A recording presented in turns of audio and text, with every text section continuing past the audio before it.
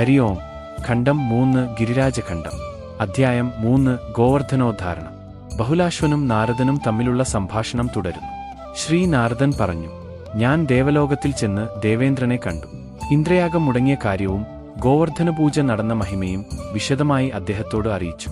അത് ശ്രവിച്ച ദേവേന്ദ്രൻ അത്യന്തം കോപാകുലനായി. പ്രളയകാലത്ത് ലോകസംഹാരത്തിനായി ഉദിക്കുന്ന ഭയങ്കരമായ സമ്മർദ്ദക മേഘങ്ങളെ ഗോകുലം നശിപ്പിക്കാനായി ഇന്ദ്രൻ നിയോഗിച്ചു. അങ്ങനെ അതിഭയാനകമായ ആ മേഘങ്ങൾ ഗോകുലത്തിനുമേൽ വർഷിക്കാൻ ആരംഭിച്ചു. വലിയ കാറ്റും കനത്ത മഴയും മൂലം വൃക്ഷങ്ങൾ കടപുഴകി വീണു. വീടുകൾ പോലും തകർന്നു വീഴാൻ തുടങ്ങി. ആ ഭയാനകമായ പ്രളയവർഷത്തിൽ ബ്രഹ്മാണ്ഡവും ദിഗ്ഗജങ്ങളും സപ്തലോകങ്ങളും വരെ ഞെട്ടിവിറച്ചു. ഗോപിഗോപന്മാർ ഭയപ്പെട്ട് തങ്ങളുടെ ശിശുക്കളെ കൈകളിലെടുത്തുകൊണ്ട് നന്ദഗോപന്റെ ഗൃഹത്തിലേക്ക് അഭയം തേടിച്ചെന്നു. അവിടെ ശ്രീകൃഷ്ണന്റെ തിരുവടികളിൽ നമസ്കരിച്ച് അവർ വിറയുന്ന ഹൃദയത്തോടെ ഇങ്ങനെ അപേക്ഷിച്ചു: ഹേ രാമ, ഹേ കൃഷ്ണ, ഞങ്ങളെ രക്ഷിക്കണമേ. ദേവേന്ദ്രന്റെ കോപാഗ്നിയിൽ ഞങ്ങൾ മഹാദുരിതത്തിൽ അകപ്പെട്ടിരിക്കുന്നു. ഇനി ഞങ്ങൾ എന്തു ചെയ്യണം എന്ന് ദയവായി പറഞ്ഞു തന്നാലും. ഗോപിക ഗോപന്മാരുടെ പ്രാർത്ഥന ശ്രവിച്ച ഭഗവാൻ അവരെ ആശ്വസിപ്പിച്ചുകൊണ്ട് ഇപ്രകാരം പറഞ്ഞു: പ്രിയരെ, ആരും ഭയപ്പെടേണ്ടതില്ല. നിങ്ങളുടെ സർവ്വ വസ്തുവകകളും എടുത്തുകൊണ്ട് ഗോവർദ്ധന പർവ്വതത്തിന്റെ പാർശ്വത്തിലേക്ക് പോകുവിൻ. നിങ്ങളുടെ ഭക്തിപൂർവമായ പൂജ സ്വീകരിച്ച ഗോവർദ്ധനം നിങ്ങളെ രക്ഷിക്കും. അങ്ങനെ ഭഗവാൻ എല്ലാവരെയും അനുഗമിപ്പിച്ച് ഗോവർദ്ധന സമീപത്തെത്തി. അവിടെ ബാലലീലയിലെ ലാഘവത്തോടെ ഭഗവാൻ ഒറ്റ കൈകൊണ്ട് ഗോവർദ്ധന പർവ്വതത്തെ ഉയർത്തിപ്പിടിച്ചു. തുടർന്ന് ഭഗവാൻ എല്ലാവരോടും സകുടുംബം ആ പർവ്വതത്തിന്റെ താഴെ ഇന്ദ്രനെ ഭയപ്പെടാതെ താമസിക്കുവാൻ നിർദ്ദേശിച്ചു. അത് കേട്ട ഗോപിക ഗോപന്മാർ തങ്ങളുടെ കുടുംബങ്ങളോടും ഗോക്കളോടും കൂടെ പർവ്വതത്തിന്റെ താഴെ അഭയം പ്രാപിച്ചു.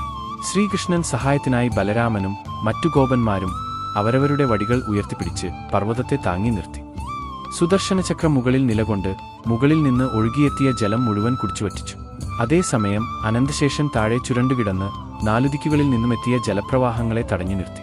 അങ്ങനെ ഭഗവാൻ 7 ദിവസം ഗോവർദ്ധനത്തെ താങ്ങി നിന്നു.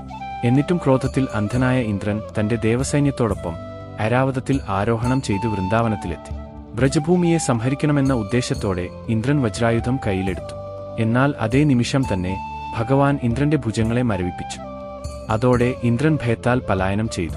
ഇന്ദ്രൻ പിന്മാറിയതോടെ കാറ്റും മഴയും ശമിച്ചു. സൂര്യൻ വീണ്ടും പ്രകാശിച്ചു. ജലം കുറയുകയും ആകാശം തെളിയുകയും ചെയ്തു.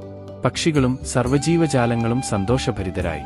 അതിനുശേഷം ഭഗവാൻ എല്ലാവരോടും പുറത്തേക്ക് വരാൻ പറഞ്ഞു. എന്നാൽ കൃഷ്ണന്റെ ചങ്ങാതിമാർ കൃഷ്ണനോട് ആദ്യം പുറത്തേക്ക് വരണമെന്നു അഭ്യർത്ഥിച്ചു. പർവ്വതം തങ്ങൾ താങ്ങി നിർത്തിക്കോളാമെന്നും അവർ പറഞ്ഞു. ഭക്തരുടെ ആ സ്നേഹഭാവം കണ്ട് ഭഗവാൻ പർവ്വതത്തിന്റെ പകുതി ഭാരം അവർക്കായി കൊടുത്തു.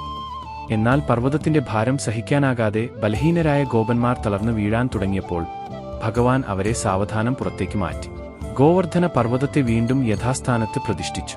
അതിനുശേഷം നന്ദഗോപനും യശോദയും മറ്റു ഗോപികാഗോപന്മാരും ശ്രീകൃഷ്ണനെ ആലിംഗനം ചെയ്ത് ആശീർവദിച്ചു. കൃതാർത്ഥരായ ഗോപികാ ഗോപന്മാർ ഭഗവാനെ സ്തുതിച്ചുകൊണ്ട് വ്രജത്തിലേക്ക് ആനയിച്ചു. ആ സമയത്ത് ദേവന്മാർ പുഷ്പങ്ങൾ വർഷിച്ചു. ഗന്ധർവരും സിദ്ധന്മാരും ഭഗവാനെ പാടി സ്തുതിക്കുകയും ചെയ്തു. ഇവിടെ 3-ാം ഖണ്ഡത്തിലെ 3-ാം അധ്യായം സമാപിക്കുന്നു. ഹരി ഓം.